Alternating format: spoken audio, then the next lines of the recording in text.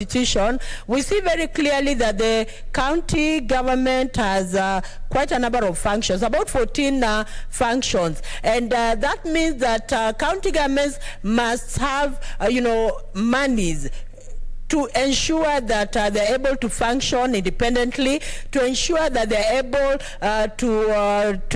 to function as stipulated by the Constitution, Honorable Speaker. Because when we look at the functions of the county government, I'll just give one example of ECD.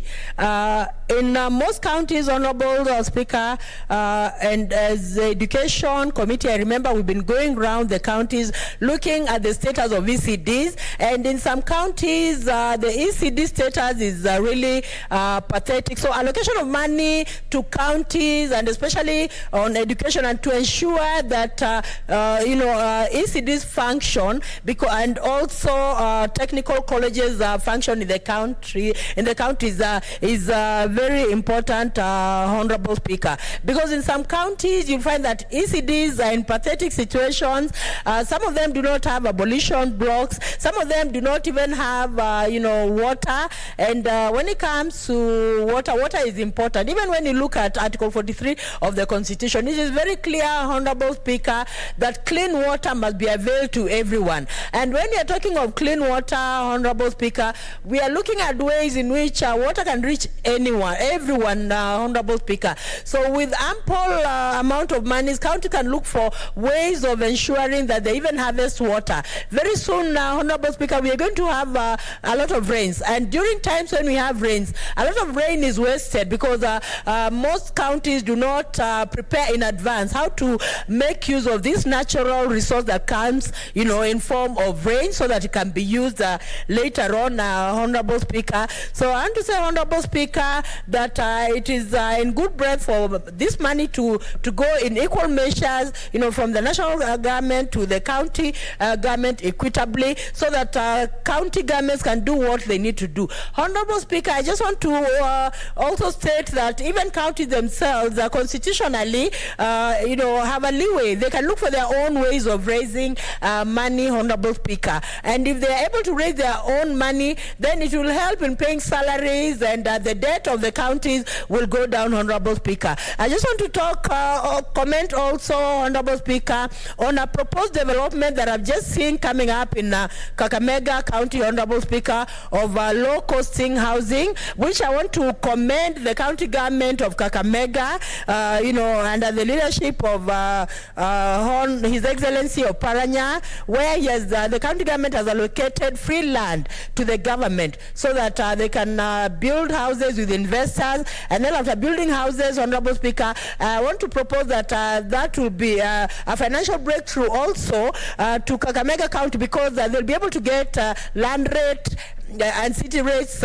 from the housing estate, Honorable Speaker. So I want to say, Honorable Speaker, it is just in well-meaning that county governments should really be strong enough financially by looking for ways of sourcing money, looking for ways of being independent, because if they're able to be independent, then it will be good even for Kenyans, because they'll not have to travel all the way to Nairobi or other cities looking for employment, Honorable Speaker. We have to look for ways of ensuring that people traveling to Nairobi or other cities, looking for employment comes to a stop. And some of the ways that this can happen is if counties are able to look for ways and mechanisms of employing the youth, retaining them in the counties, Honorable Speaker. When you look at an analysis, Honorable Speaker, before us of division of revenue,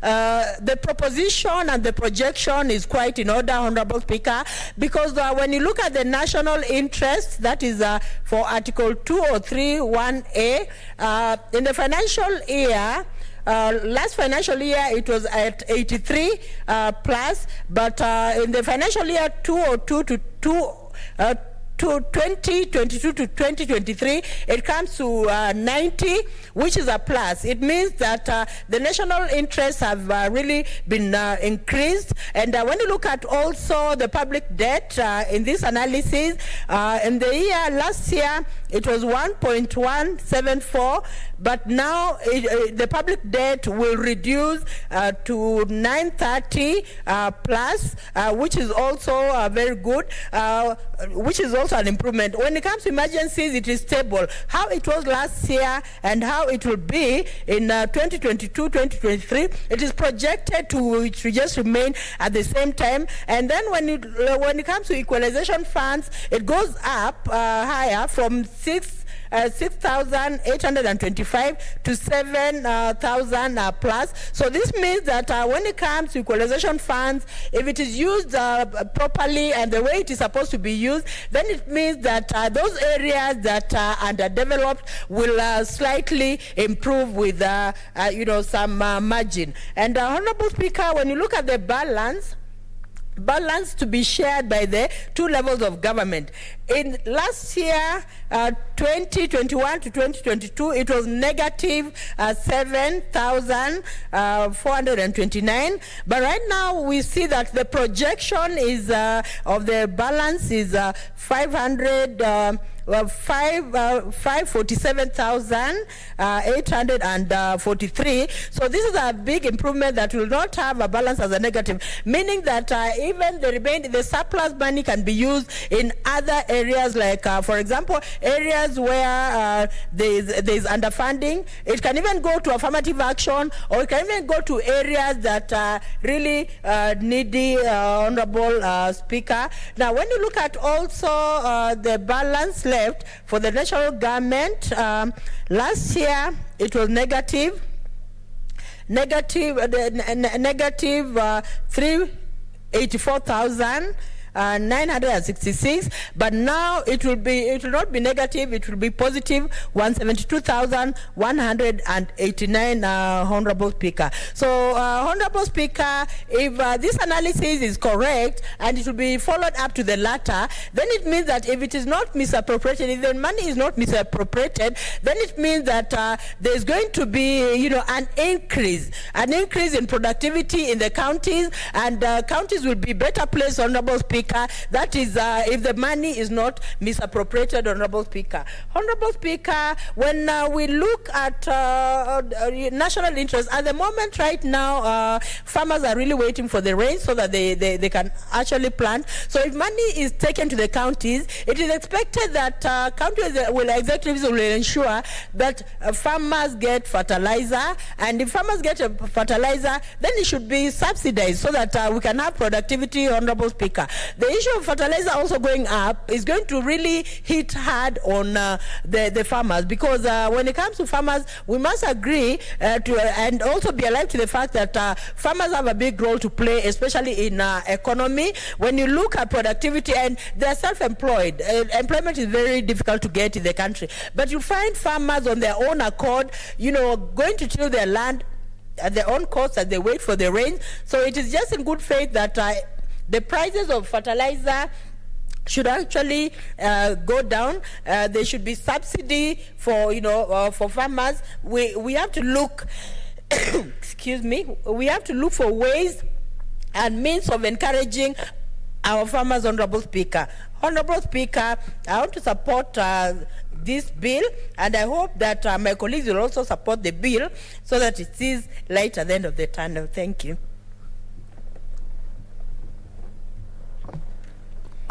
Senator Mwinyi Haji Mohamed. Asante Mheshimiwa Spika kwa kunipa fursa hii kuchangia mswada wa ugawavi wa rasilimali kwa kaunti zetu. Mheshimiwa Spika, kwanza ningependa kupongeza mswada huu kwa sababu unaongeza kiasi fulani cha pesa kwa serikali hizo za kaunti. Mheshimiwa Spika, kama inavyojulikana, kaunti zetu zinaongeza huduma katika maeneo yao, na vile vile pia ile miradi wanayofanya inaanza kukamilika, na hivyo inahitajia pesa nyingi kuweza kuitekeleza kila mwaka. Kwa Mheshimiwa Spika, ongezeko la pesa ni jambo litaleta afueni sana kwa kaunti zetu, kwa sababu ya zile fedha zitasaidia pakubwa kurahisisha huduma katika kaunti hizi. Mheshimiwa Spika, kuna mambo matano ambayo ningependa kuagusia katika swala hili. Jambo la kwanza, kuna pesa ambazo zimewekwa za medical equipment scheme. Tuliona hapo nyuma kamati yetu ya Senate iliyochunguza mradi huu ulipata kwamba kulikuwa na utepetevu mwingi sana katika kupeleka hivi vifaa katika kaunti zetu, na mpaka sasa kuna kaunti zingine Mheshimiwa Spika hazijaweza kutumia vifaa vile. Na vile vile uchunguzi niliofanya ni kuwa hii ongezeko la bilioni 7 ni kusaidia kuweza kufunga ile pengo ambalo liko, kwa sababu kandarasi nyingi zinaweza kukamilika mwaka huu. Kwa hivyo hakuna mipango yoyote ambayo ilikuwa imefanywa ya kuweza kuzifungua tena upya kandarasi zile ili ule mradi uweze kuendelea kufanyika. Mheshimiwa Spika, kaunti nyingi zimelipa pesa nyingi na hatima ya vifaa vile haijajulikana. Mheshimiwa Spika, hatujui kwa mfano watakuja wachukue vifaa vyao, kwa sababu ilikuwa ile ni kukodisha, walikuwa wamekodisha kisheria, na kama umekodisha chombo chochote kisheria ni lazima baada ule muhula kuisha ukiregeshe kwa mwenyewe. Kwa hiyo Mheshimiwa Spika, hatujui hatima ya vile vifaa ambavyo vilivyochukuliwa wakati ule. Je, vitarejeshwa kwa zile kaunti ama yule mwenye kuzikodisha atachukua mwenyewe na aweze kuziuza sehemu zingine? Mheshimiwa Spika, pia kuna masuala ya vile vyombo ambavyo havikuweza kutumika. Kwa mfano, wakati tulipozunguka na kamati ya COVID, tulifika hospitali nyingine tukaona kwamba kuna vifaa ambavyo vitakana kutumika kama vile dialysis machine, lakini hospitali ilikuwa haina maji ya kutosha. Hospitali haina maji ya kuweza kutumika katika vifaa vile vya dialysis, ambavyo tunajua kwamba dialysis machine inakwenda na maji ambayo ni safi, yamesafishwa kikamilifu. Mheshimiwa Spika, kuna sehemu zingine kulikuwa kuna mashini za x-ray, lakini mashini zile hazikuweza kutumika kwa sababu hospitali ama zahanati ilikuwa haina umeme. Kwa hivyo ina maana kwamba kaunti imelipia pesa kwa muda wa miaka 5, miaka 10, lakini vifaa vile havikuweza kutumika kabisa katika sehemu zile. Mheshimiwa Spika, zingine vilikuwa vinaharibika makosa madogo madogo, lakini kulikuwa hakuna utaalamu ama technicians ambao wataweza kusaidia kuvirekebisha kwa haraka ili wananchi waendelee kupata huduma. Mheshimiwa Spika, jambo lingine ambalo linahusiana na vifaa hivi ni kuwa tuliona hapo nyuma kwamba baraza la magavana walikuwa wamepinga kuzunduliwa upya ama kuongezwa kwa kandarasi hii ya MES, na kwa hakika walikuwa na sababu zao. Lakini Mheshimiwa Spika, swala la hivi vifaa ni kwamba zile kaunti ambazo zinaangalia mbele, kwa mfano kaunti ya Mombasa, Mheshimiwa Spika, inaangalia mbele, imeweza kutumia vifaa vile na ikaweza kupata pesa nyingi, ambazo pesa zile zimefidia zile ambazo wanakatwa kulipia vile vifaa. Kwa Mheshimiwa Spika, zile kaunti ambazo zinaangalia mbele zimeweza kutumia vifaa hivi kamilifu na vikaweza kupata pesa nyingi, kwa sababu vifaa hivi vimetumika kuweza kusaidia kuleta huduma karibu na mwananchi na vile vile pia kupatikana katika huduma zile. Mheshimiwa Spika, ukiangalia kwa sasa huduma za x-ray kuna sehemu zingine hazipatikani kabisa. Kwa hivyo mgonjwa inabidi anakwenda hospitali akirudi wakati anasubiri huduma ile. Kwa hivyo Mheshimiwa Spika, zile kaunti ambazo zinaangalia mbele zimeweza kutumia vifaa hivi kwa vizuri sana, na hivi sasa wanaweza kupata pesa nyingi kutokana na matumizi ya vifaa vile. Lakini zile kaunti ambazo bado ziko katika fikra za nyuma, zote zimeweza kupata hasara Mheshimiwa Spika, kwa sababu pesa zimekwenda lakini vifaa havikuweza kutumika kisawasawa katika kaunti zao. Kwa hiyo Mheshimiwa Spika, iwapo tutakubaliana kwamba hizi pesa ziwekwe katika bajeti katika hii sheria, ni kwamba lazima tuwe na uhakika kwamba pesa zile zitatumika vipi, na vile vile Mheshimiwa Spika, kuwe na mikataba maalumu baina ya zile serikali za kaunti ili usiletewe vifaa ambavyo huhitaji, kwa sababu kaunti nyingine Mheshimiwa Spika zimepelekewa vifaa ambavyo havihitaji, na hii ina maana kwamba pesa zimeweza kutumika kwa njia ambayo si sawa. Mheshimiwa Spika, jambo lingine ninataka kuligusia ni kuwa kaunti nyingi bado zinasubiri serikali kuu ilete fedha, na tumeona kwamba serikali kuu pia imebanwa katika matumizi yake, na utapata kwamba mara nyingi inachelewa kupeleka pesa katika kaunti, hivyo kunakuwa na misukosuko, wafanyaji kazi hawajui watapata mishahara yao lini, na vile vile pia huduma zinadorora katika kaunti zetu. Kwa hiyo Mheshimiwa Spika, njia ya kutatua swala hili ni kwamba kaunti zidhibiti njia zake za kuokota kodi katika maeneo yake. Mheshimiwa Spika, sehemu nyingi Mheshimiwa Spika, kodi bado zinakusanywa kizamani. Utapata afisa wa kaunti anazunguka barabarani na kitabu cha risiti akikusanya fedha za county, Mheshimiwa Spika, ambayo hiyo imepita na wakati, kwa sababu wengi hawajulikani kama pesa zile wanaziregesha kisawasawa. Wengine wanachapisha vitabu vyao wakati wanazunguka kukusanya kodi, na hivyo basi mapato kamili ya kaunti zile hayajulikani. Kwa hiyo Mheshimiwa Spika, ni lazima kaunti zidhibiti kile tunaita mapato yake, kwa sababu hiyo ndiyo njia pekee yake itakayofanya wao wajiokoe kutokana na hili lindi la kuomba kila siku kwa serikali, kwa sababu hii imekuwa ni kuomba, Mheshimiwa. Japokuwa sisi tunapopitisha sheria hii tunatoa na mwongozo pesa zitalipwa lini, lakini mara kwa mara utapata kwamba Wizara ya Fedha imechelewesha malipo kwa zile county, na hivyo inasababisha huduma kudorora katika county zile. Mheshimiwa Spika, jambo la tatu ni swala la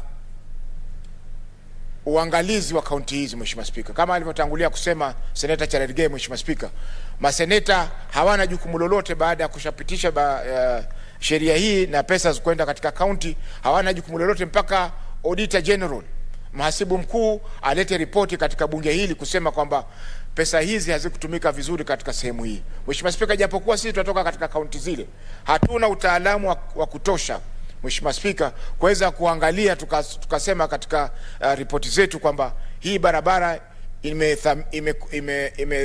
imegharimu milioni 100 ama milioni 20 kutokana na vile ambavyo imeweza kujengwa. Mheshimiwa Spika, swala la pesa za evaluation and monitoring kwa waseneta ni swala muhimu kabisa, kwa sababu hiyo ndiyo itasaidia pakubwa kuweza kujua kwamba pesa zile zimetumika kikamilifu au la. Mheshimiwa Spika, tunaona kwamba maseneta wengine wana kaunti kubwa ambazo huwezi kuzitembea wewe peke yako bila ya usaidizi wa fedha zaidi kutokana na hizi pesa ambazo tunazoitisha za evaluation and monitoring. Kwa hiyo Mheshimiwa Spika, hili ni swala ambalo lazima, kama tunataka ugatuzi uweze kufauli, lazima iwe kuna nafasi ya seneta kupata fursa ya kwenda katika hii miradi, kuangalia na maafisa wale ambao wa kitaalamu kuweza kujua kwamba kweli fedha zinatumika kisawasawa katika mradi ule. Ama sivyo itakuwa tunasubiri ripoti za postmortem baada ya mambo yameshafanyika, ndio tunaletewa ripoti hapa miaka 4-5 baadaye kuja kuangalia pesa zilitumika kisawasawa au la. Mheshimiwa Spika, hii kuwa sisi tutatumika kama wale wanaofanya uchunguzi wa postmortem, yani mambo yameshafanyika miaka 4-5 ndio tunarudi kuitwa sisi kama maseneta kuyachunguza. Hiyo Mheshimiwa Spika, haitasaidia ugatuzi, kwa sababu ugatuzi inatakana huduma ziweze kutolewa mwaka ule ule. Kama hazikutolewa tujue kwa nini hazikutolewa mwaka ule ule. Kusubiri miaka 3-4 baadaye, Mheshimiwa Spika, haisaidii ugatuzi. Mheshimiwa Spika, kumalizia ni kwamba tumeona kuwa ipo haja ya kuangalia tena zile huduma ambazo zinatolewa na kaunti zetu. Kwa mfano Mheshimiwa Spika, huduma za afya japokuwa ni muhimu na ziligatuliwa Mheshimiwa Spika, lakini kuna wengi wanaosema kuwa huduma hii inafaa iregee kwa serikali kuu, kwa sababu Mheshimiwa Spika, wananchi bado wanapata shida katika sehemu nyingi, migomo haimaliziki Mheshimiwa Spika, na utapata kwamba wanaohujumiwa zaidi ni wafanyaji kazi wa afya ambao wanahudumia wananchi moja kwa moja katika maeneo yao. Mheshimiwa Spika, tunaona migomo kila mara. Kwa mfano kaunti ya Mombasa imekuwa na migomo mara kwa mara ya madaktari kwa sababu ya kucheleweshwa kulipwa mishahara na malumbukizi ya madeni pamoja na zile makato ya kisheria kama NHIF, NSSF na mengineo.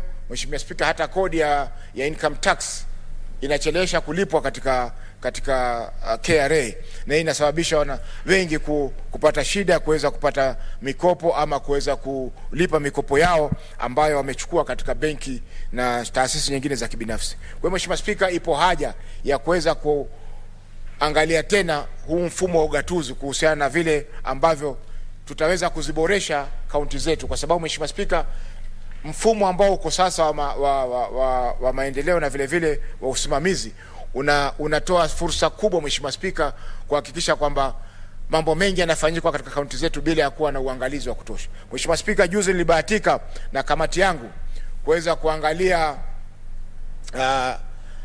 kanuni ambazo zililetwa katika kamati yetu ya delegated legislation kuhusiana na vile ambavyo controller of budget ataweza kuhakikisha kwamba kuna stakabadhi za kisawasawa ili aweze kutoa pesa zile. Mheshimiwa Spika, japokuwa tuliona zile stakabadhi zimeletwa kwa njia, zile kanuni zimeletwa kwa njia nzuri, lakini Mheshimiwa Spika, tuliona kwamba upo unyonge mkubwa katika ofisi ya control of budget, kwa sababu kwanza ofisi ile haipati fedha za kutosha, na vile vile kazi ambayo wanatakana kufanya ni kazi kubwa kabisa, kwa sababu kuangalia kaunti 47 Mheshimiwa Spika, kuangalia pia na serikali kuu ambazo na wizara zaidi ya 20, Mheshimiwa Spika, zote hizo ni karibu taasisi ama kaunti na taasisi za serikali karibu 67. Mheshimiwa Spika, ikiwa hawakupata fedha za kutosha hawa, Mheshimiwa, inamaanisha kwamba matumizi ya kaunti hizi yataweza kupelekwa bila ya kuwa na uangalizi wa kisawasawa, Mheshimiwa Spika.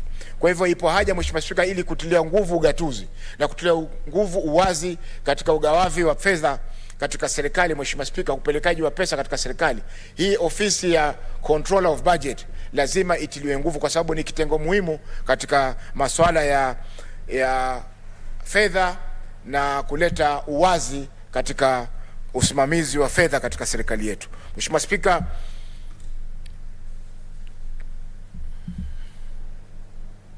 kwa hiyo naunga mkono, Mheshimiwa Spika, mswada huu, na kwa kuwa ni wa mwisho kabla ya kwenda katika uchaguzi, Mheshimiwa Spika, ningependa kuipongeza serikali kwa kuweza kuongeza fedha hizo, na wale waliokuwa wasema kwamba mambo mkurupuko wa mabeo umeongezeka, Mheshimiwa Spika, mambo haya ni mbegu ambazo zilipandwa mwaka 2013 mpaka 17, Mheshimiwa Spika, na sasa ndio zinaonesha matunda yake, kwa sababu handshake ama ule uelewano uliofanyika baina ya Rais Kenyatta na Mheshimiwa Prime Minister Raila Amolo Odinga umeweza kuleta utulivu katika uchumi wetu, umeweza kuleta usalama katika nchi yetu, na vile vile, Mheshimiwa Spika, umeweza kutoa nafasi ya maendeleo kufanyika.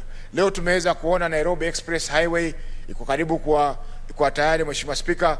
Kule Mombasa barabara yetu pia ya Makupa Causeway iko tayari, daraja nafikiri iko tayari in the next katika muda miezi 3-4, Mheshimiwa Spika, tutakuwa na daraja mpya katika Makupa Causeway. Badala ya Makupa Causeway itakuwa daraja la Makupa, Mheshimiwa Spika, na sehemu nyingi tumeona kwamba barabara zimeweza kujengwa na maendeleo yameweza kusongea katika nchi hizi county hizi, Mheshimiwa Spika.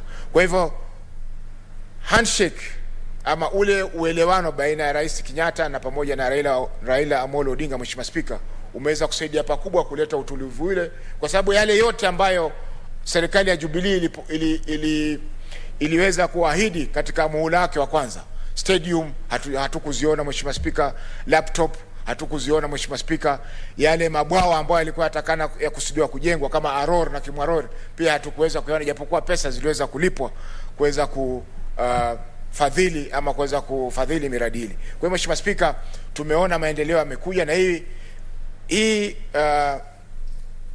budget ya mwaka huu, Mheshimiwa Spika, kuhusiana na ugawavi wa rasilimali kwa kaunti zetu, inamaanisha kwamba serikali inaitakia kaunti hizi na ugatuzi kwa jumla heri kubwa. Asante Mheshimiwa Spika kwa kunipa fursa hii. Senator Ole Kina Ledama.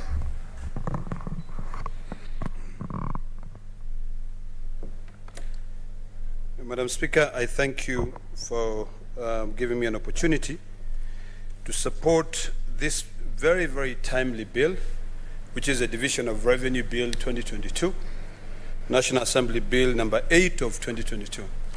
Madam Speaker, this is the sole reason, I must argue, why we're in this House, is to defend the interests of our counties and their governments, is to be able to ensure that we represent the people who elect us, to give them an opportunity to be served by their government. Madam Speaker, I'm quite proud of this Senate, even though today it's quite empty, and I might be the only one standing here now. But the reason why I made sure that I come to contribute to this bill on the division of revenue is because of the solid work that the distinguished senators from the entire 47 counties, including the nominated senators, did to ensure that counties get their money. I'm so happy that we were able to remain adamant and to force for an increase of the money which is allocated to the counties. And if anything, Madam Speaker, if we'll be remembered in history as not having done anything, at least there'll be one thing that will always be credited for having done, which is to fight for devolution. Madam Speaker, as I support this bill, I'm quite pleased that over a period of about 5 years, the money that has been going to counties has steadily increased, and the money that has been left in the national government has also steadily increased. Madam Speaker, if you compare what was allocated to counties way back in the year 2018-2019, it was around about 371 billion in total. That also included, it was about, let me just see here, sorry.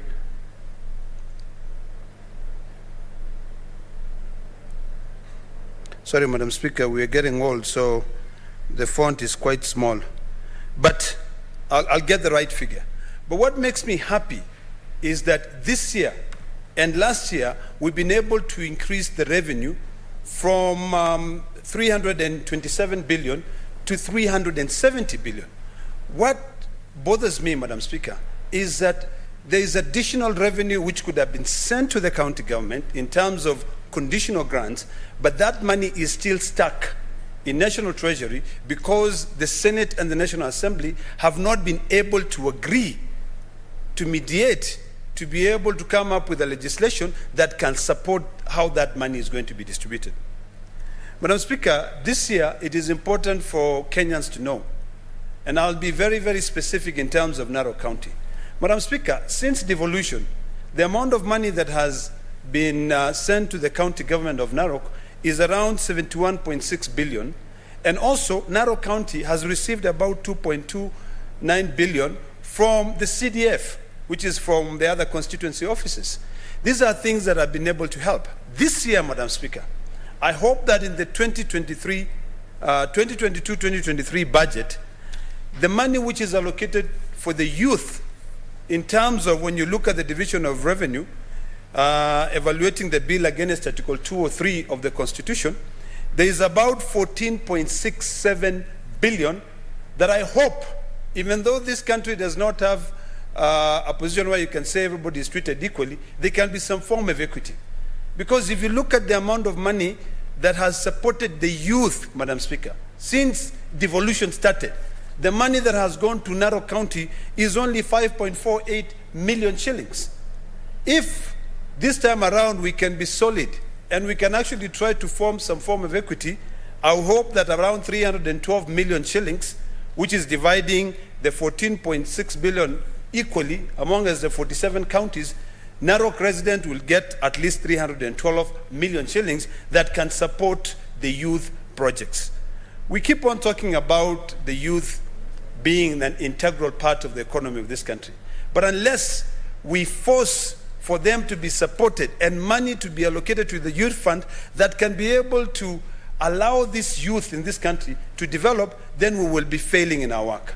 Madam Speaker, I know this is a very tough period where everyone is fighting to be re-elected, but I just hope that our colleagues will not forget that unless we come here and we pass the division of revenue, there's no way that our counties will be able to get. And even the government, which will come in the next financial year to utilize this budget, they will not be able to perform their duties. So, Madam Speaker, I want to call upon my colleagues to be able to come back, contribute to this very important division of revenue bill, so that we can also get an opportunity to do our kara, so to ensure that services will be rendered to our people in the counties. Madam Speaker, this bill and the drafters of this bill, when they are allocating the revenue that to be shared among the two levels of government, which is the national government and the county governments, I'm quite happy that they put the repayment of our debt as a priority. They put in the national interests of our country as a priority. We know the national government will remain with about 100 and maybe 60 billion to be able to fund most of its activities, but of importance is that out of a budget of about 2.4 trillion shillings, there is at least enough money, about 930 billion, which is being set aside to be able to pay for the national debt. So this division of revenue bill, Madam Speaker, is something which is very, very crucial, and I do hope that all the members will come in and support it and follow through to ensure that their counties get money. Madam Speaker, when we got into this parliament, my county of Narok was receiving about 4.2 billion. But now, because of the good work that we've been able to do and to remain adamant, the Narok County is at least getting about 8.8 billion, which is almost double the amount of money that the previous senator was able to push to Narok County. Madam Speaker, when you look at the content of this bill, the bill is drafted in a way that the money which is sent to the county governments will enable county governments to be able to perform their duties. But there's a big challenge, Madam Speaker. When you sit in the Public Accounts and Investment Committee, and also even get a chance to go through the Auditor General report, you'll find that we still have a very big problem when it comes to the issue of wage bill. And this is as a result of the defunct local authorities or the staff who was seconded to the county government by the defunct local authority. I would have hoped, Madam Speaker, that the Committee of Budget in the National Assembly and also in the Senate, when drafting the Division of Revenue Bill, would have considered a one-time honorarium or other, sent-off package for those staff who are yet to get to their retirement age, but are really literally just rendered useless in the workforce. That's why you find that some counties will have, let's say the establishment is supposed to have about 10 people, but they have about 200.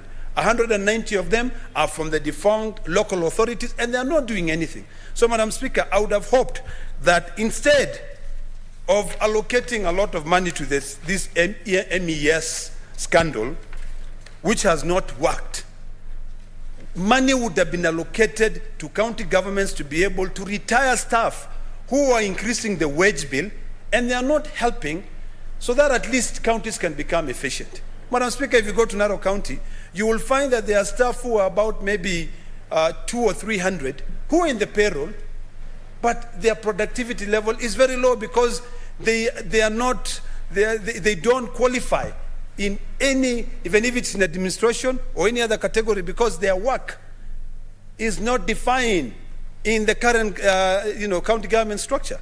So, Madam Speaker, I would hope that at least we can be able to figure out how to solve these problems once and for all. Otherwise, it will continue being an audit query year in, year out. Madam Speaker, one of the other reasons why I support this bill, but it leaves a lot to be desired, is because of the issue of the equalization fund. Madam Speaker, I know the Constitution defines how much should be set aside for the equalization fund, but I do hope that those Kenyans who worked the last 10 years, who have been putting, who are given project by the Ministry of Planning to be able to do things on this equalization fund will be paid their money.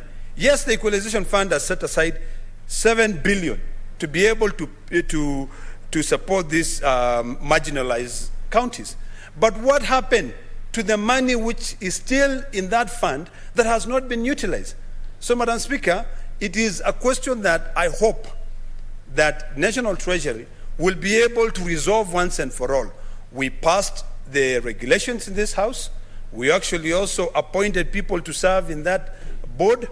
I hope that this time around, those Kenyans who worked, who are given tenders to be able to build clinics, to be able to do boreholes, to be able to do roads in those marginalized counties can be paid their money.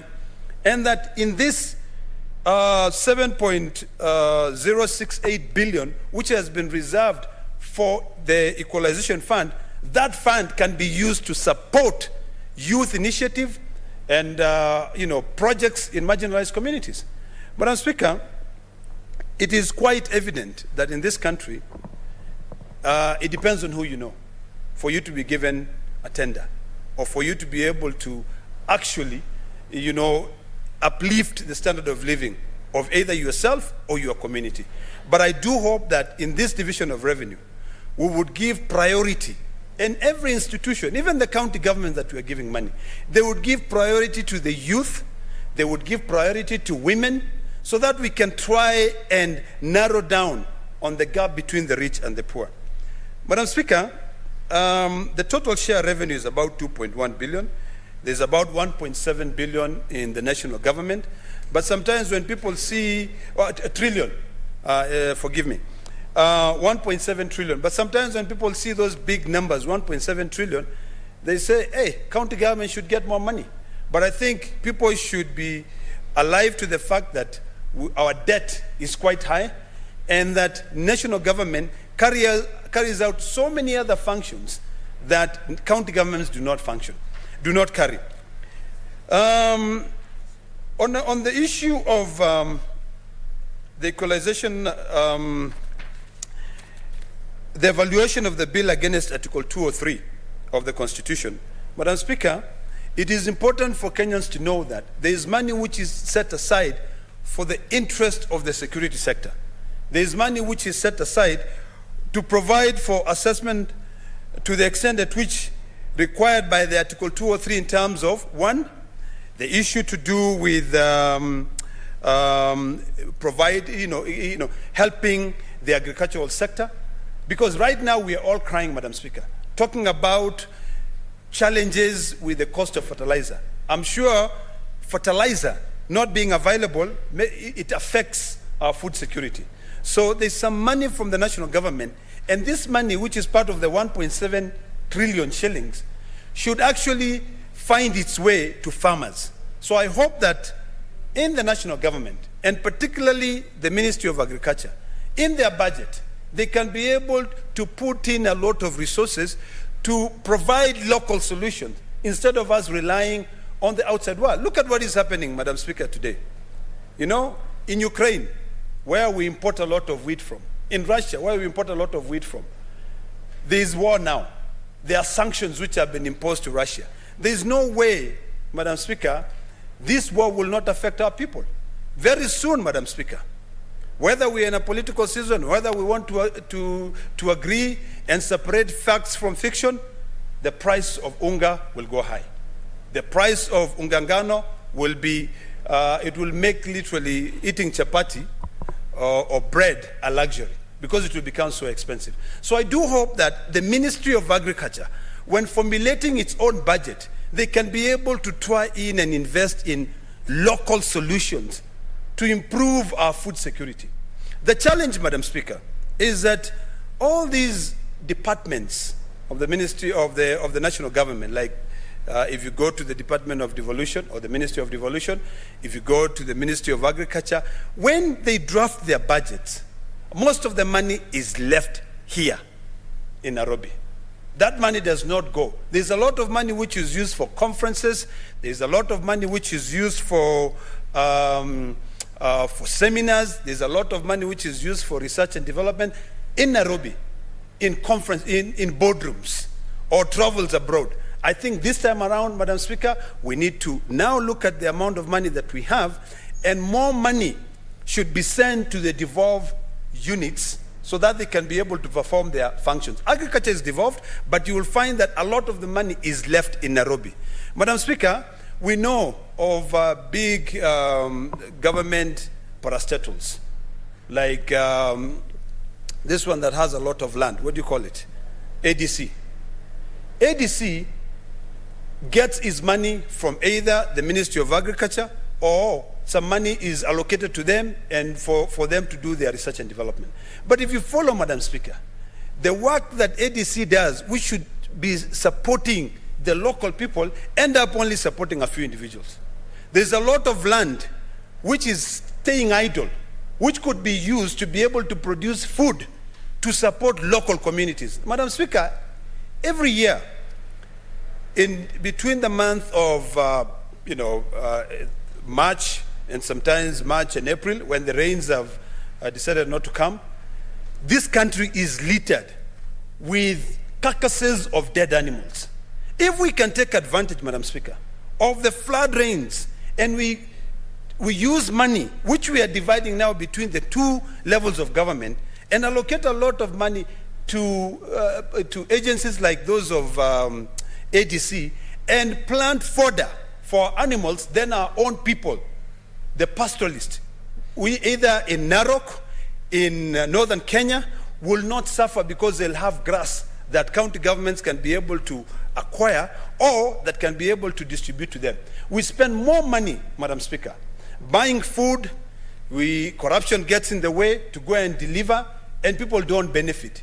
This time around, Madam Speaker, I hope that the Ministry of Agriculture will become a little bit creative and allocate resources to agencies and require results. Every year we hear of rapid results initiative. We want to see results that will protect and defend our national interest.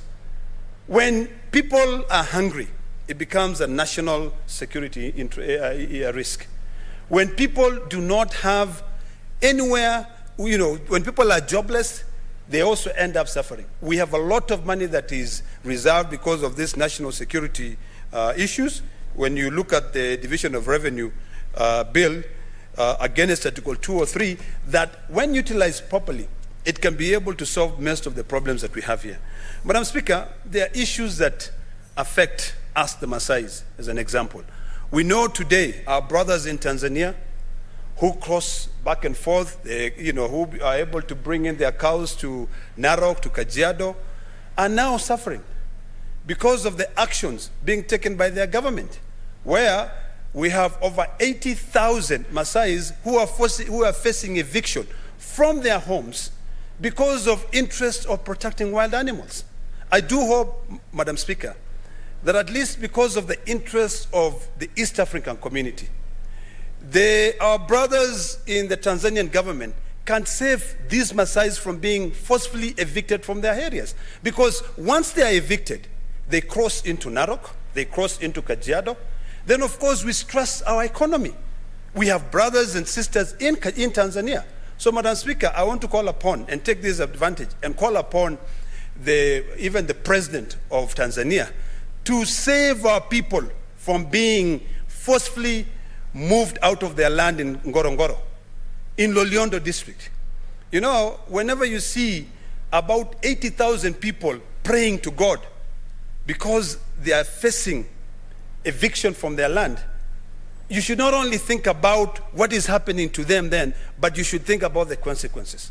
They will cross into Narok, they will cross into Kajiado, although we welcome them, but it will be stressing our limited resources. So, Madam Speaker, in conclusion, I fully support the Division of Revenue Bill, and I do hope that this issue of the MES, the Medical Equipment Scheme, can become a thing of the past. We need to agree whether we are going to continue leasing this equipment or we are going to buy them. Because this issue of leasing this equipment is really a scandal, Madam Speaker. We know we debated that issue in this parliament, but the truth of the matter is, if you go to West Pokot today, Madam Speaker, you will find equipment that are lying in a store that have never been used. If you go to Narok County, you will find equipment from MES that are lying in the stores that have never been used, yet county governments are paying for those equipments. Madam Speaker, I think it's about time for all of us to remember that we will be judged harshly by history if we continue allowing scandals. And we know there are scandals, but because of political interest, we end up keeping quiet. It is about time that we say no to impunity. We say that we must support. If health is devolved, let us support, let us divide more money to go to counties. I know when BBI finally comes back, I know the former Prime Minister and our party leader and hopefully our fifth president will send about a minimum of 35% of the revenues to go back into counties. At that point, we will not need to be leasing. I'd rather each county leases and controls so that they can lease what they require. But this issue of the Ministry of Health leasing all the equipment in a central location really disfranchise many other counties. So, Madam Speaker, this is a very important bill, and the only way we can ensure that everything which is here is implemented, is even in the county assemblies for them to read. Because the money which is sent to them, they are supposed to ensure that they carry out their functions. Madam Speaker, there is no reason as to why we should have pending bills. Those pending bills comes in as a result of lack of a fiduciary responsibility in the hands of the accounting officers. They need to be accountable. They need to know that we in the Senate are pushing money to them, and we are fighting heavy battles to be able to send that money to them. Thank you, Madam Speaker. Senator Hargura Godana.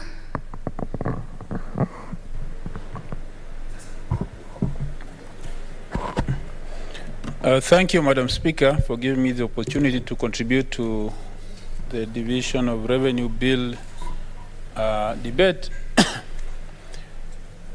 Madam Speaker, this is one of the main responsibilities of this House, participating in the Division of Revenue of the equitable share amongst the national and the county governments, what is known as the vertical division.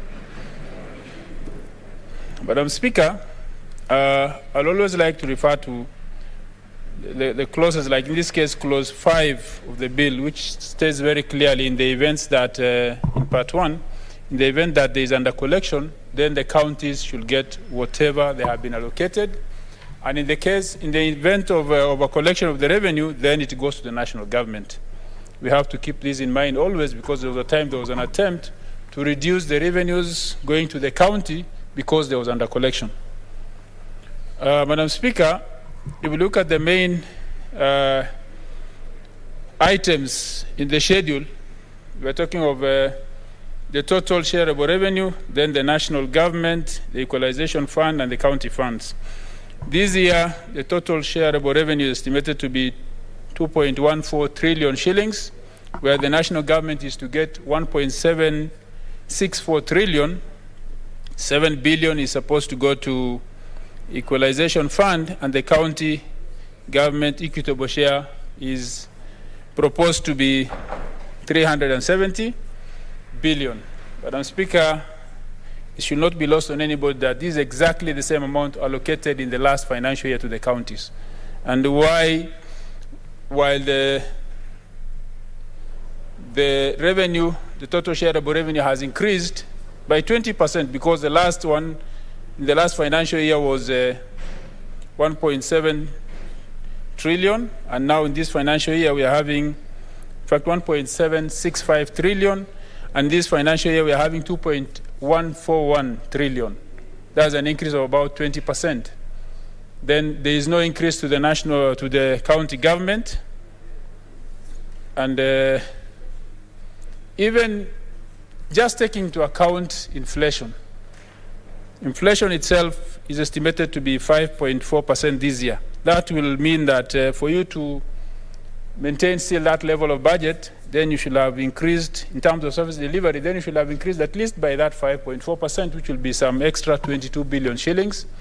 If we go by the increase in revenue, then that will mean an increase of 20%. That will be about 74 billion shillings. The total increase of the equitable share could have been between 450 to 470 billion total. That will be an increase of 80 to 100 billion shillings.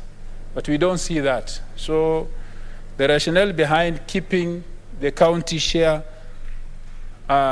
fixed or stagnant at 370, while the shareable revenue has increased by 20%, there is an inflation of 5%, needs to be explained, because as senators, our main responsibility is to protect the interests of the counties and their governments, and this is one of the major interests, is what they get as equitable share. So in that case, personally, I don't agree with giving the counties 370 billion. It should be from 450 billion upwards, because even if you take into account only the inflation, we should be talking about 392 billion. if you take into account only inflation without any change of revenue, while we know very well revenue has increased by 20%, then it should be much more than that. So a minimum of 450 billion to the counties should be what we should be advocating for as Senate, whose responsibility is to take care of the interests of the counties and their governments. Madam Speaker, on the issue of equalization fund, this is a fund which is clearly in our constitution because of our acknowledging that parts of these countries have been left behind. There has been marginalization in many parts of this country, and that is why in Article 204 of the Constitution, we clearly indicated that there shall be an equalization fund, which will be 0.5% of the current or the most recent audited revenue. And if you look at what is there now, because this fund has not been utilized to date, it's only once when it was attempted, and even that time it was stopped. And if you look at what is there now, if you go by the Constitution is very clear. It says that 0.5% of the most recent audited amount need to be allocated. Then it talks of, for it to be used, then CRA shall be consulted in recommendations considered, and its recommendation considered before Parliament passes any bill appropriating money out of equalization fund, which means the fund will still be there, monies will still be going to that fund since the promulgation of this Constitution. It's only the usage which will require that CRA recommendation, which the first phase or the first CRA recommendation, which was adopted by this House in the last Parliament, was the funds going to 14 counties. But if you look at what has been allocated to date, in the first 3 years since the promulgation of the Constitution, 2010, that is from financial year 2011 to 2012 to 2013, 2014, there was no allocation to the equalization fund. The fund was there, created by the Constitution, but there was no allocation. If you look at the argument being used, it's because there was no recommendation from CRA as to how the funds should be shared. But the Constitution is very clear. The funds are supposed to be the fund is supposed to be 0.5% of the most recent audited account from the first year of the funds being created, that is 2011, 2012 of the Constitution. Then from there onwards, there should have been monies allocated to the fund. And because there was that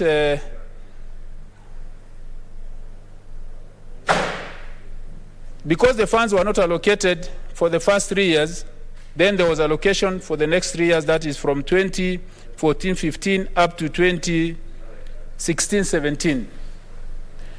Then 2017-18 and 18-19, still there was no allocation.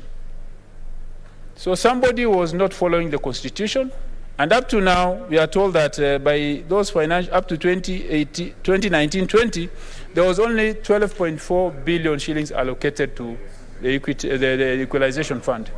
But going by the Constitution, if the deductions or the allocation was done from 2011, 2012 to 2019, 2020, then you should be having 34 billion shillings, which means already, because of not following the law, the fund has lost 22 billion shillings, not being deducted 6 years.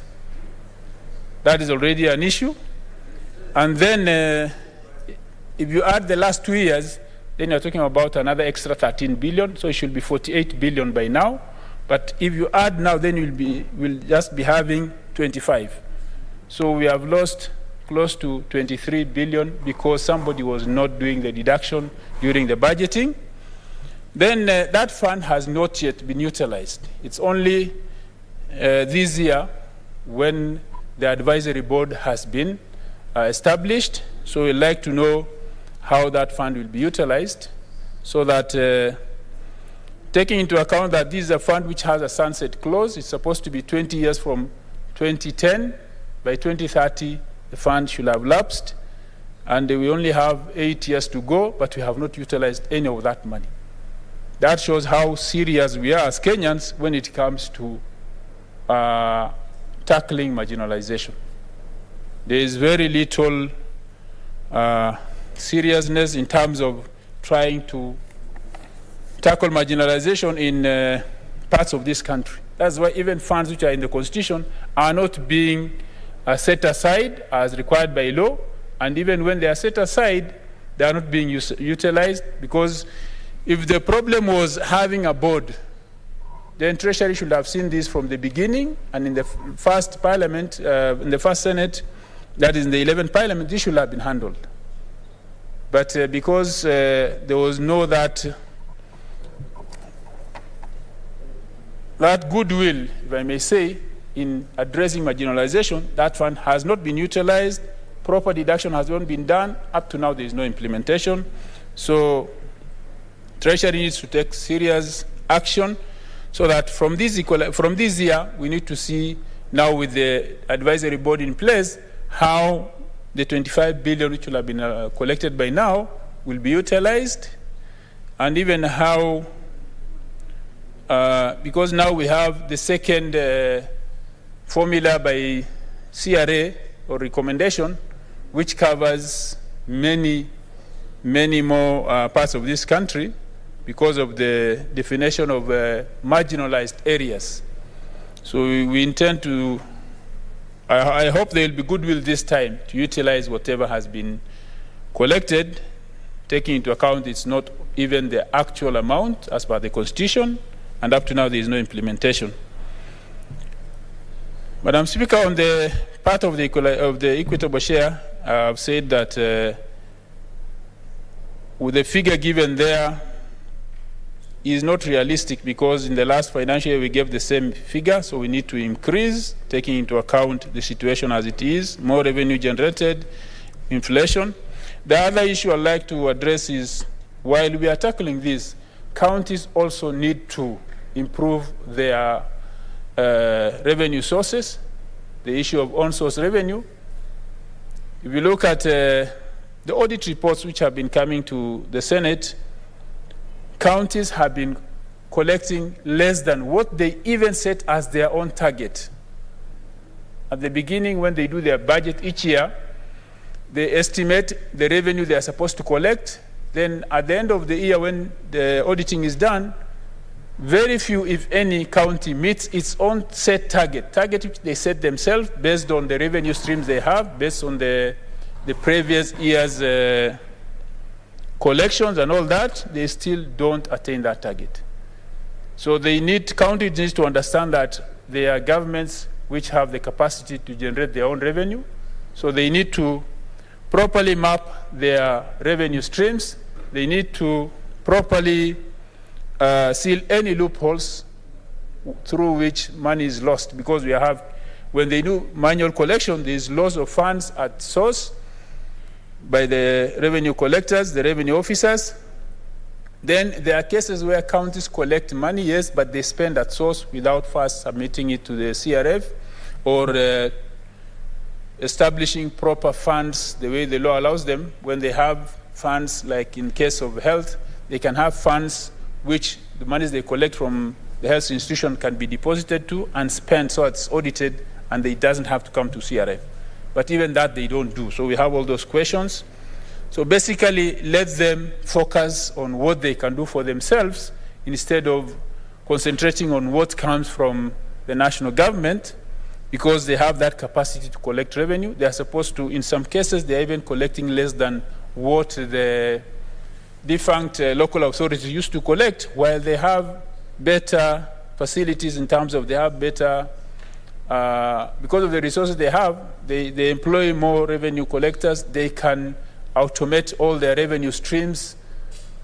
Up to now, we are even struggling with counties who 10 years down the line have not even updated their nominal rolls in terms of the land rates. So it's like the mentality at the county is to wait for what comes from the national government. they are not putting their effort in collecting revenue that is their own source revenue. So mine is to urge the counties, while we are here advocating for more funds to the counties, like what we went through the other year when we are working on the formula, they should also endeavor to collect their own revenues. They should also endeavor to improve their own source revenue generation, so that I think at the end of the day, where we are heading to should be a case where county governments, when they have resources, could actually fund up to even half or most of their budget, because the more they generate, the more service they can provide, the more they can improve and develop their counties. And that's where we should be heading, because with devolution there must be responsibility. We should not just be waiting for funds from the center, and we should not just be always be expecting more funds from the center, because as we are seeing, with the kind of revenues we're generating and the kind of debts we have, the funds available for sharing will be decreasing, because we have more debts to service at the national level, so they have to concentrate on the on-source generated revenue. So with that, Madam Speaker, I'd like to say that I don't support the 370 billion going to the counties, and I'd like to urge my colleagues that we have to match it, much as it's campaign time, and you may not focus on this and you may lose this. We have to make sure that counties get realistically more money, because of the existing conditions where there is inflation and where the revenue has increased. Thank you, Madam Speaker. Senator Sakaja Johnson.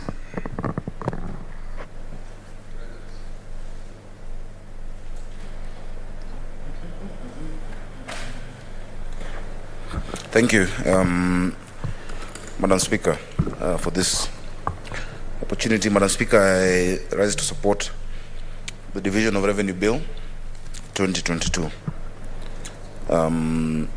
And I thank the Leader of Majority for moving this important bill. This is indeed one of the most salient, or rather most important functions of both the Senate and National Assembly, because it is what underpins the most important part of our constitution, which is devolution, and our county governments.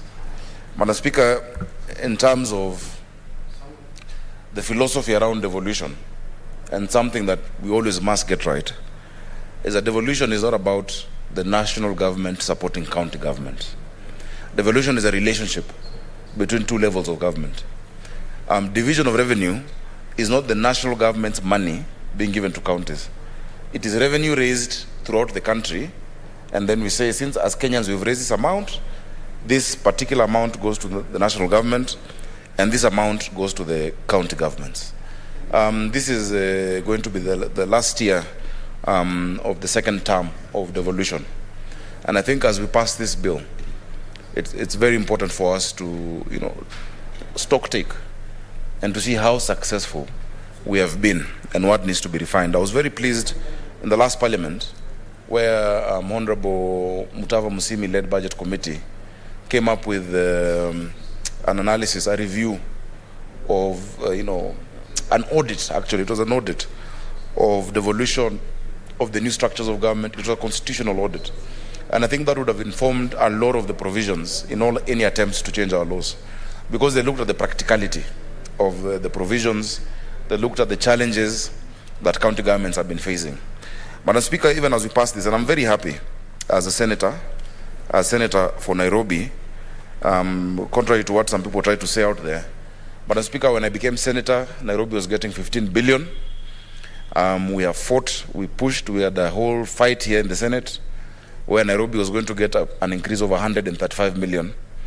But the outcome of that all was that Nairobi got an increase of 3.3 billion, and that now we're at 19 billion.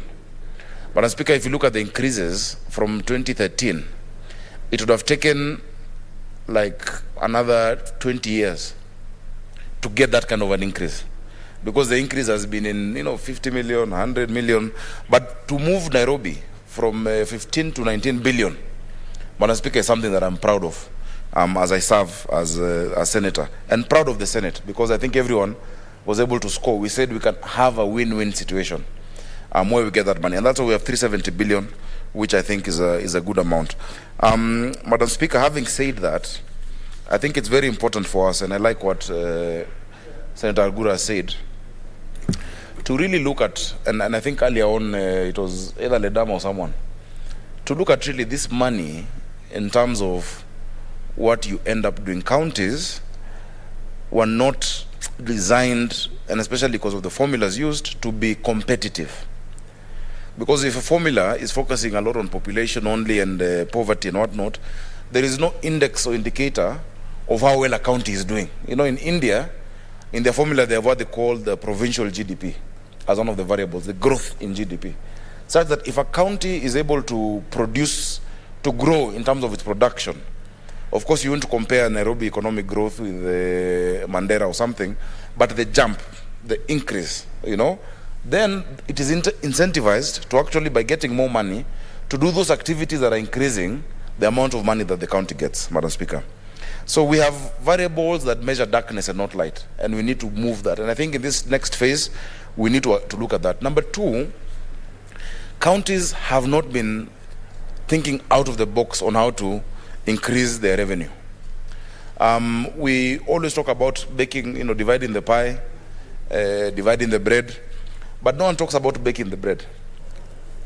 Madam Speaker, we might even need soon a committee on revenue generation, because we just have a commission on revenue allocation. When everybody talks about allocation in a country, a middle-income economy, on paper as ours is, then you're in trouble. You're going to have a challenge down the line. Remember our debt levels, remember the challenge of unemployment, and the issue of cost of living.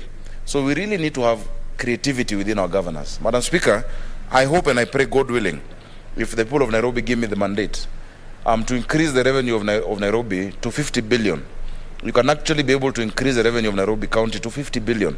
We passed sectional properties law here with an efficient county government that has automated all revenue streams and that is not fighting with its people, that is carrying the people along. You know, last week I was in Gikomba and the ladies say they want to pay, but they never see someone cleaning. Yeah? So why should they pay that 50 shillings? And then when you want to get them to pay, you have KRA with you know, with almost, I think, GSU officers forcing out money from people. You never raise revenue that way. But President Kibaki told us kulipa ushuru ni kujitegemea, in quotes, Madam Speaker. And because of that, we were able to increase our revenue generation.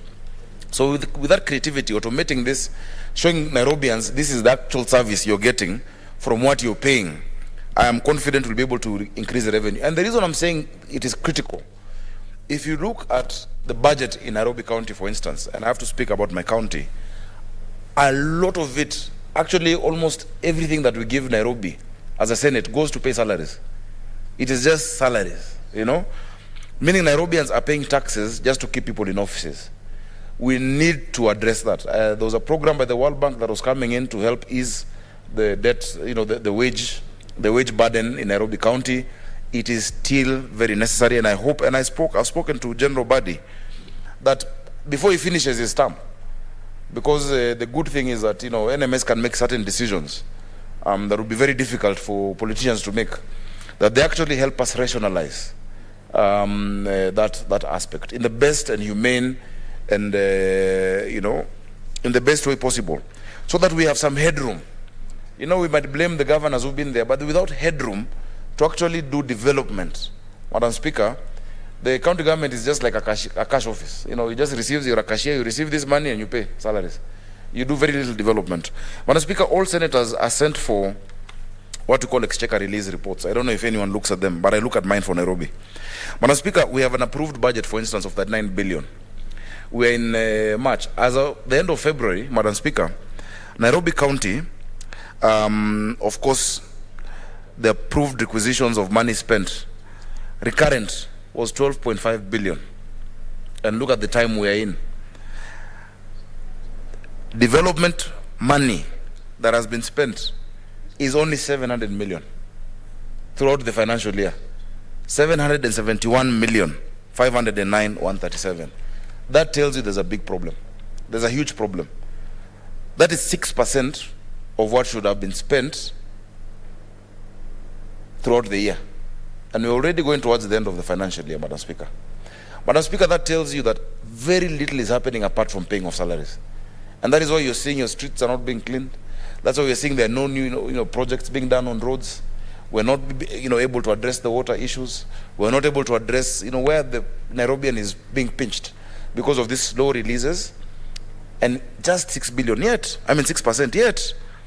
From that Exchequer release report, you see Nairobi emergency fund, whose budget was 140 million, has been overdrawn as of February 28th, and they've already spent 202 million on emergency. What emergency has occasioned the expenditure of 202 million? Madam Speaker, if we're not keen about this, reports we get, then there's no oversight we can play. And Madam Speaker, I have requested last week a statement of assets and liabilities and the financial state of Nairobi, including the 4.4 billion loan that they wanted to audit, to auction assets.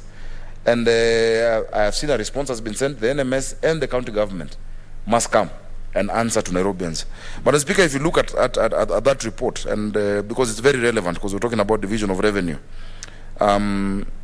if you look at that report, areas such as in development, urban renewal and housing, there's nothing that has been spent on that. NMS is what has been receiving, and in total on development, in the year they've received 7.3 billion only. So where are they getting money? That is what I was showing you as that is 7.9%. In total, it's been 6%, Madam Speaker. The emergency fund, meanwhile, 240 million, 202 million. There is a problem somewhere, Madam Speaker, and we must be vigilant. Because when you go around this city, people are suffering. People are not getting services from the county. Garbage has crept back. There's a lot of heaps and piles of budget when you go around the city of Nairobi and many counties. And so these are questions that must be answered by General Badi. I have seen that General Badi and Ann Kananu have extended the NMS beyond August. I don't know about the constitutionality of that. They say the 3 months is to hand over to the next governor. I think that handover process must be expedited, because it is through that process that cracks emerge, Madam Speaker. And that's why we've already asked for a schedule of all of those assets and liabilities. I know we passed a law here, which is Assumption of Office of Governor Act, which provides for that to be done within 28 days after the election. I think within 28 or 30 days after the election, the announcement of the result of who becomes the governor.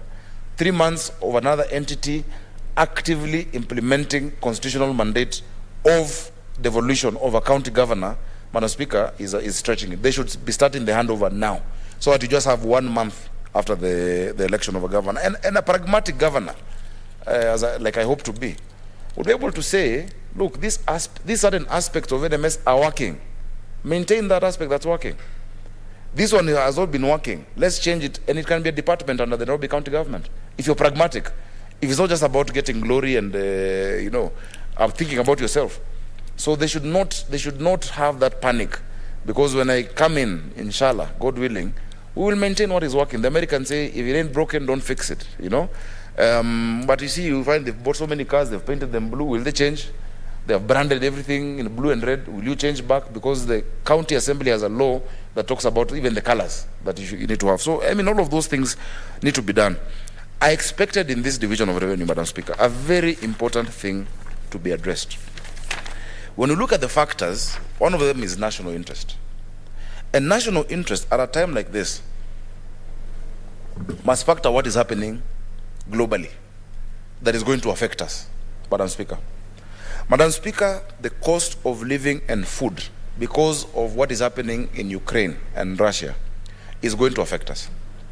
Already, 70% of all our wheat and even fertilizer comes from that region. We've seen prices going up. People are suffering. At least I can speak for my people. They are suffering, and no one is talking the language of the common man. Salad oil, we call it salad, for cooking, moved from 250 shillings, Madam Speaker, to 400 shillings. Rice per kg from 70 shillings to 120 shillings as we speak. Bread already, even before the crisis creeps in, from 45 shillings to 60 shillings, Madam Speaker. Maize flour is another case, from 90 to 110 thereabout. And it keeps going up. In fact, I've discussed with a lot of the people who deal with retail. And they're saying that in the next 2 months, Madam Speaker, people might even revolt because things are going to go up. It's a very bad time to be an incumbent. Yeah. In fact, they might even go up to almost 600 shillings for that oil. What do you want the common person in Nairobi to do if you can't cushion them? And that is why a good parliament, I mean, you can see how many we are here. At this time, we should be talking about basic commodity subsidy bill. Yeah? On basic commodities, not to introduce price control, but if it goes beyond a certain amount of money, for the common mwananchi, the government should be able to cushion through that basic commodity subsidies law that I would love to sponsor. It's just that when you sponsor something in this house, they say it is a money bill. But that is the most important thing that needs to be addressed. Madam Speaker, that conflict is going to affect the trading routes. It's going to affect the fact that farmers themselves do not feel safe enough to go to their farms in that area of the world, and so they are not farming. Madam Speaker, it's going to affect so much the potash area, of potassium and whatnot for fertilizer is actually under threat. So I think that should have been incorporated so that we have a cushioning. Madam Speaker, we've seen what we call transfer of functions from county government to national government. What we want to see, Madam Speaker, and I'm speaking for my county, we are going to ask for certain functions of national government to be transferred to Nairobi. One of them is actually giving our people food, especially in school. The school feeding program, because many of our children go to school and have nothing to eat. It is very painful. Senator Pogisio, you have gone to schools in your county, and when you interact with the children, you ask them what do they want. They'll tell you, oh, you want a school bus, or you want balls to play. And I remember when I went to a school in Dagoretti North last year, and the children, when you ask them what do you want, and they say food, as a parent, you want to cry. Because children have nothing, there's nothing at home. And even the program that we are partnering with the Food for Education by a lady called Wawira, where the children are being given 650 grams of food. They're eating just a half, the other half they're taking home to the other siblings. So, Madam Speaker, that issue of national interest with respect to food needs to be addressed by both the national and county government in this division of revenue.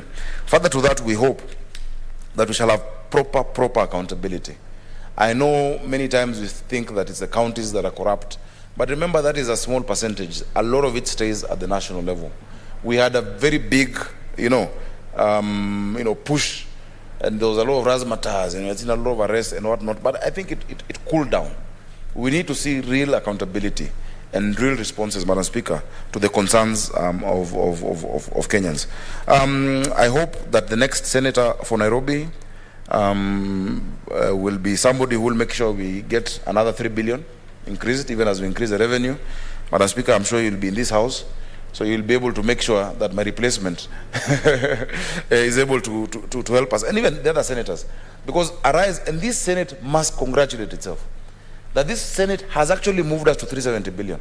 I know we'll discuss, there's that fight about where the conditional grants and the conditional allocations, but just that milestone from 316.5 to 370 is actually a serious feather in the cap of the Senate. And so we hope those who move from this house to other positions, MPs, governors, etc., especially those who are going to be governors, do not forget the good work and the fight that the Senate has done. So you hear Governor Sakaja has refused to be summoned by the Senate. You come and pinch me by the ear and pick me from City Hall, Madam Speaker. I've given you the permission. And remind me what we used to stand for. Madam Speaker, I'm not being presumptuous. It is hope. They say hope is a good breakfast but a bad supper. But you must be hopeful and you must be optimistic that we shall be able to do this. So, Madam Speaker, I pray that, and of course it says here that from the 370 billion, an allocation which remains unchanged. This is an unconditional allocation, which means county governments can plan, budget, and spend. Of course, we could have wanted it to be more, but that amount in itself is a sacrifice. I thank the President for having gotten there. It was actually a sacrifice for that deal to be done. I hope the next president will be a president who supports devolution. And of course, you know who I have in mind. Who supports devolution and who can make sure that we move beyond that 370 and not stagnate. Madam Speaker, with those very many remarks, I support this bill, and I hope that I know that you must truncate the debate because the leader of majority is here to reply. It is unfortunate that very few senators have been able to speak to the most important legislation, which is division of revenue. But I'm sure many are following online. And when it comes to committee, we shall be able to hear suggestions that can improve this division of revenue. So that it's not just a rubber stamp. I know this, the leader of majority says we can be a conveyor belt, but some improvements sometimes can be able to help this. Madam Speaker, unless you're creative, and I know I said I'm going to wind up, but I know after this business we might have no business. Madam Speaker, unless you're creative as a governor and you only depend on this, your county cannot grow completely. I've explained to you 18 billion wage bill in Nairobi County, and that's what we're giving them. So what they're raising, if you want to sort out the mass transit problem in Nairobi, for instance, traffic, and you want to sort, because we need proper, like 6 lines of proper heavy rail in this city, there's no other way you can sort it out. To sort out mass transit, then to sort out the water system, which is the actual physical infrastructure of water. I'll just finish that point. Just the water infrastructure, the piping, the SCADA technology, plus the northern collector which is coming in. Just those 2 things and solid waste, you need 200 billion shillings. Where are you going to get 200 billion shillings in 19 billion, 20 billion? You have to be creative. Johannesburg is listed. They have done an infrastructure bond where we say that we discount our revenues for the next 10, 15 years and get that money at a go and transform the city. There is no other way. I support it. Thank you, Senator Sakaja. Of course, with a rider that you have hopes for all of us, and we leave it to God to answer that prayer. Senator Pogisho, we have no other requests, so you may reply.